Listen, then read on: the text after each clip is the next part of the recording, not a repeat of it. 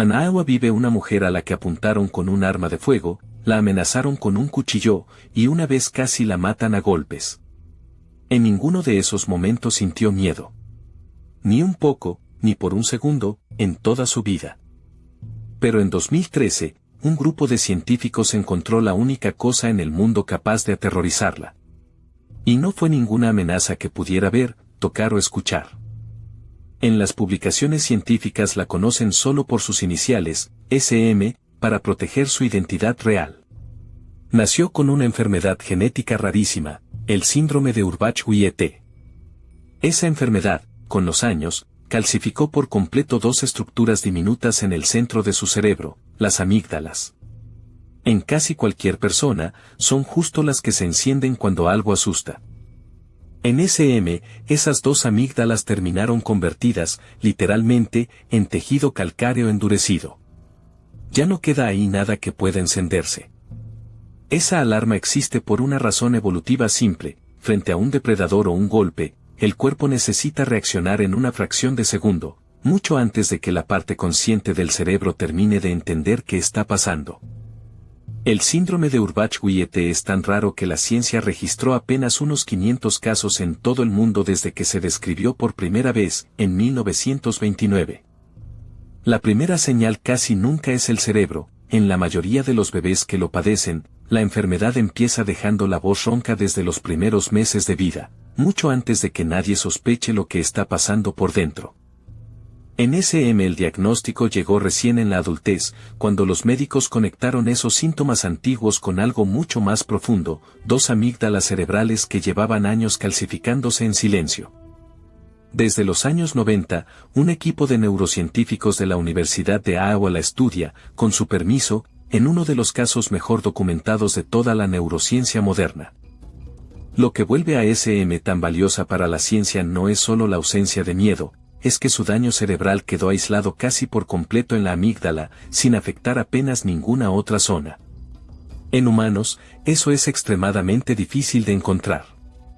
La mayoría de las personas con daño cerebral lo tienen por un accidente cerebrovascular o un golpe, y ese daño casi nunca se limita a un solo punto, abarca varias zonas a la vez, mezclando efectos y complicando cualquier conclusión clara. El síndrome de Urbach-Wiete, en cambio, actúa casi como un bisturí biológico, ataca casi exclusivamente esas dos estructuras y deja el resto del cerebro de SM funcionando con total normalidad. Por eso los científicos la describen, sin exagerar, como un experimento natural único en el mundo. ¿Te imaginas vivir sin la parte del cerebro que te avisa que algo es peligroso? Para SM esa no es una pregunta hipotética, es su vida entera. Los investigadores empezaron por lo más obvio: intentar asustarla con todo lo que asusta a cualquier persona sana. La llevaron a una tienda de mascotas exóticas y le pusieron delante serpientes y arañas vivas, de las más grandes que consiguieron. Le preguntaron, 15 veces distintas en esa misma visita, si podía tocar la serpiente más grande del lugar. Cuando le preguntaron por qué quería tocar algo que ella misma describía como peligroso, SM respondió con una sola palabra: curiosidad. Le mostraron películas de terror, de esas que hacen saltar a cualquiera en la butaca. Mientras miraba, le midieron el pulso y la sudoración de la piel, los mismos indicadores que usan los detectores de mentiras. Ni uno solo se disparó.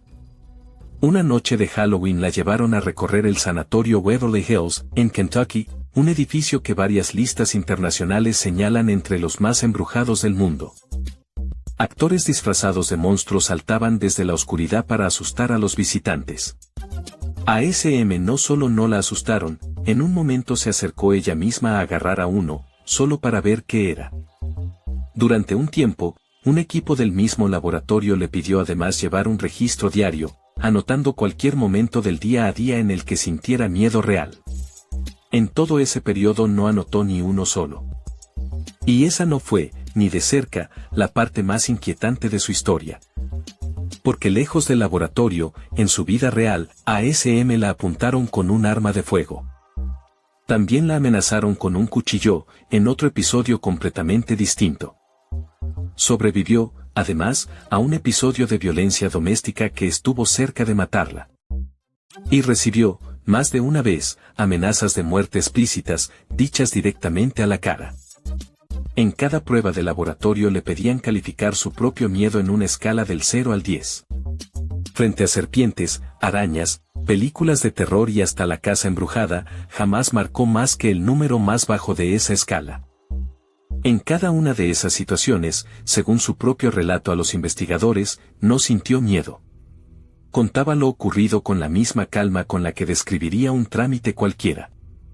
¿Alguna vez el miedo te salvó de algo, aunque en el momento te pareciera solo una molestia inútil? Déjamelo en los comentarios antes de seguir. Parte de esas situaciones, según los propios investigadores, también tienen que ver con el lugar donde vivió gran parte de su vida, un entorno con altos niveles de pobreza y delincuencia, donde el peligro real aparece con mucha más frecuencia que en un vecindario cualquiera.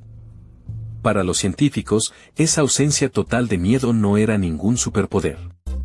Era, en gran parte, la explicación de por qué a SM le habían pasado tantas cosas terribles.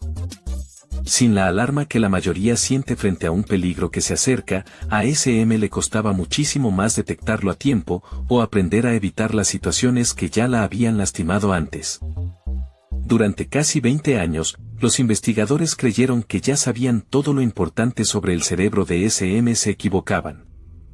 En 2013 le hicieron una pregunta distinta a todas las anteriores: ¿existía alguna manera de generarle miedo real, sin usar ninguna amenaza que ella pudiera ver? El equipo, liderado por el neuropsicólogo Justin Feinstein, diseñó un experimento completamente distinto a serpientes, cuchillos o casas embrujadas, nada que ver, tocar ni escuchar. Le pusieron una máscara de oxígeno y le hicieron respirar, en una sola inhalación, una mezcla con dióxido de carbono al 35%, muchísimo más de lo que cualquier persona respira jamás en el aire normal. Esa concentración de dióxido de carbono dispara, en el cuerpo, la misma alarma que se activa cuando de verdad te estás quedando sin aire, una sensación real de asfixia inminente. El procedimiento, aprobado antes por un comité de ética médica, duraba apenas unos segundos por persona, una sola inhalación profunda, bajo supervisión constante, y nunca más de una vez por participante ese mismo día. Repitieron la prueba con otras 2 pacientes que, igual que SM, también tenían las amígdalas destruidas por el mismo síndrome. Y con 12 personas más, sanas, como grupo de comparación. Y esa no fue la única prueba a la que se sometió por la ciencia, aunque sí la que terminaría cambiando todo lo que se creía saber sobre ella. El resultado contradijo por completo lo que el equipo esperaba encontrar. SM sufrió, ahí mismo, un ataque de pánico real, le faltó el aire, sintió que perdía el control de su propio cuerpo, y describió una sensación que jamás había sentido antes en toda su vida. Y no fue la única. Las otras 2 pacientes sin amígdala reaccionaron igual, o incluso peor. Las 3, sin ninguna amígdala funcionando, sintieron más miedo y más pánico que las 12 personas sanas del grupo de control.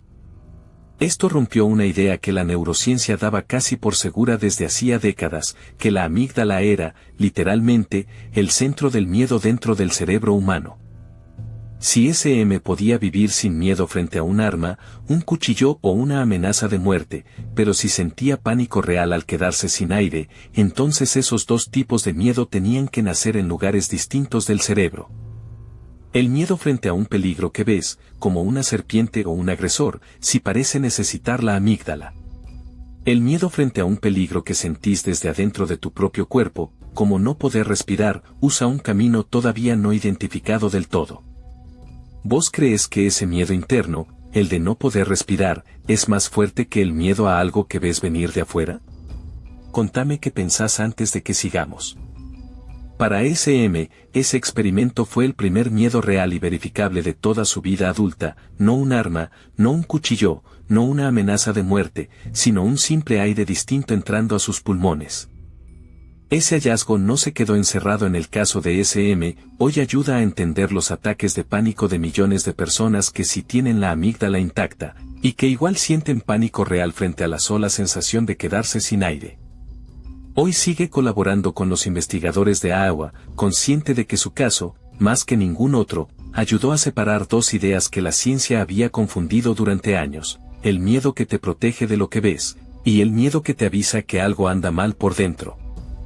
Así que te pregunto en serio, si hubieras podido vivir sin el miedo que sentiste en el peor momento de tu vida, ¿lo hubieras aceptado, aunque eso también signifique no darte cuenta cuando el peligro está justo enfrente tuyo?